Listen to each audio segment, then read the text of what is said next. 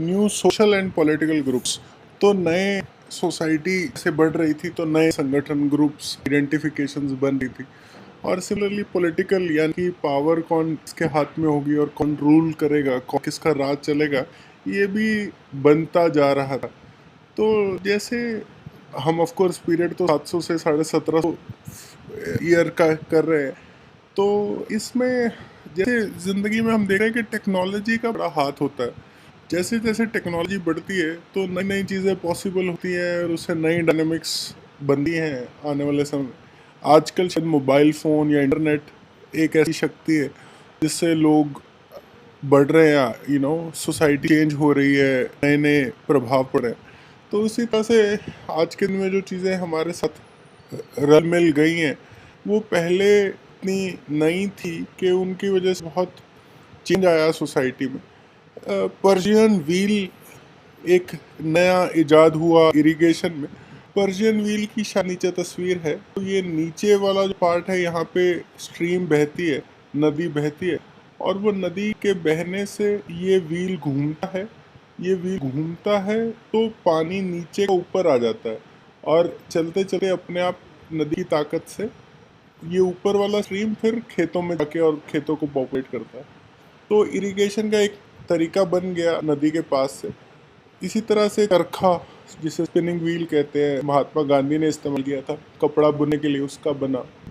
Fire arms जो कि बारूद की ताकत से चलते थे, और गोलियां और बंदूकें, वो सब चीज़ें बनी इससे।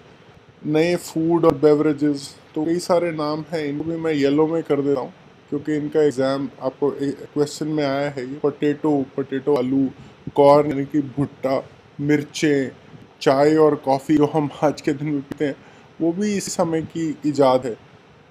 इसी तरह से जो आपके इकोनॉमिक मतलब आर्थिक, पॉलिटिकल मतलब आपको मालूम ही है, जो सरकार बनती है। जैसे सोशल मतलब जो हमारा जीवन कैसा है, हमारे दोस्त कौन होंगे, हम किस जाति के हैं, हमारे को आइडेंटिफाई कैसे करते हैं।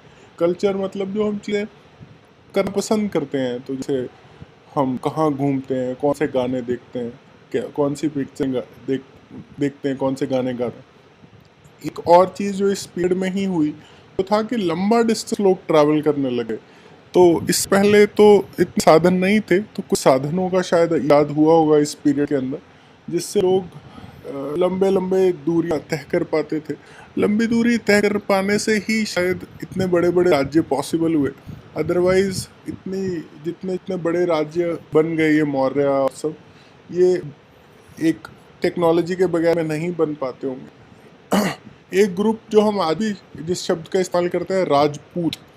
तो एक राजपूत जो कौम थी उसका जन्म हुआ, और between 8th and 14th century, मतलब 700 से लेके 1300 का जो पीरियड था, 1300, इसमें एक का अंतर होता है। 8th का मतलब 700s और 14th का मतलब 1300s जो है, वो सेंचुरीज जो पीरियड था, उसमें ये जो बॉडी ऑफ वॉरियर्स और क्षत्रिय थे, उन कास्ट स्टेटस को राजपूत कहलाने लगे।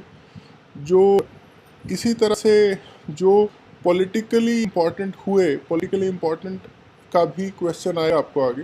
तो पॉलिटिकली इम्पोर्टेंट हो गए ये बाकी के कौम।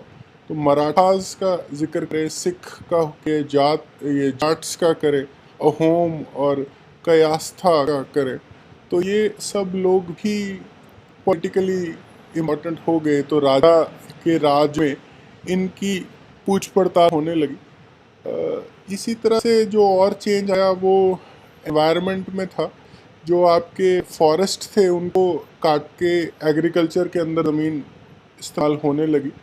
तो ये अगला जो चेंज है, ये डिटेल्स आप पढ़ सकते हैं। जो था वो था कि आपकी सोसाइटी के अंदर जो लोग थे, पहले तो एक राजा होता था और एक जना होता था, दो ही तरीके थे डिफरेंस रखने के। अब जो जने या नॉर्मल लोग हैं उसके अंदर भी बहुत सारी जातियाँ और सब कास्ट आइडेंटिफाई हो गई। तो कौन किस जात का है, इससे बेसिस पे उसके ऊपर रूल्स और रेगुलेशन लगते थे कि वो कौन से रूल फॉलो करेगा। और एक असेंबली ऑफ एल्डर्स, तो उसी जाति के बुजुर्ग थे वो उसके ऊपर एनफोर्स करते थे। तो अगर कोई गलत करेगा, उस रूल चाहे वो अच्छे थे चाहे बुरे थे, उन रूल्स को अगर वो पालन नहीं कर रहा तो वो असेंबली ऑफ एल्डर के पास पावर थी कि उनको सज़ा दे और सब। इस असेंबली ऑफ एल्डर्स आज के दिन में भी चलती है, जिसका नाम खाप पंचायत है। उस समय इसे जाति पंचायत कहते थे। जाति शब्द आज इतना इस्तेमाल नहीं करते हैं अभी। और इस तरह की शायद कई जाति पंचायत एक गांव में होती होंगी, और एक गांव में जो सब जातियों का हेड है वो चीफ टन जो है वो होगा, क्योंकि कई गांवों को एक के उसके नीचे आएंगे और वो फिर फाइनल फैसला करेगा अगर आपस में कई जातियों में प्रॉब्लम आती होगी। रीजन एंड एम्पायर, तो बहुत बड़े बड़े एम्पायर्स बन गए इस पीरियड में। बड़ा इंटरेस्टिंग है। तो चोलाज थे जिसके बारे में हम चैप्टर 2 में पढ़ेंगे, तुगलक्स थे जिनके बारे में हम चैप्टर 3, और मुगल्स के बारे में आगे पढ़ेंगे। एक संस्कृत प्रशस्ति क्या होता है आपको पता है? प्रशस्ति होता है प्रशंसा का लेटर।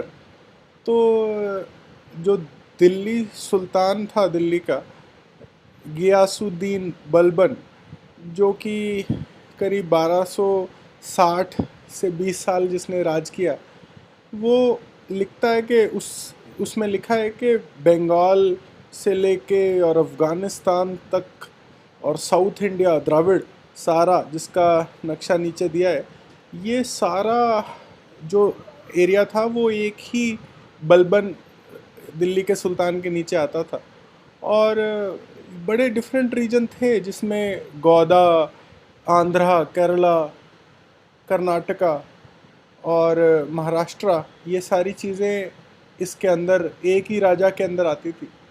तो इसको भी मैं पीले से कर देता हूँ, शायद इसके बारे में सवाल आएगा नीचे। तो ये लोग जो इनकी कहानियाँ थी उसमें और ज़्यादा बढ़ा चढ़ा के बातें करते थे कि कैसे लोग इनसे डरते थे। तो कारण तो सिंपल ही है कि जितना इनका प्रभाव मानसिक ज़्यादा होगा लोगों पे, उतना इनके लिए आसान होगा कैप्चर करना, और लोग इनसे पहले ही डर जाएंगे लड़ाई से पहले।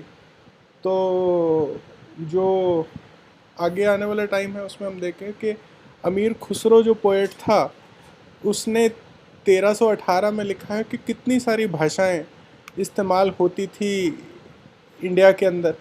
तो एक चीज़ हमें देखने को मिल रही है कि पहले तो भाषा या लैंग्वेज इतनी ज़्यादा विकसित नहीं थी, और आने वाले समय में जो भाषाएं हैं, लाहौरी, कश्मीरी, द्वार समुद्री, तेलंगानी, गुज्जरी, माबारी, गौरी, अवधी और हिंदुवी, ये सारी भाषाएं भी विकसित हो रही थी धीरे धीरे।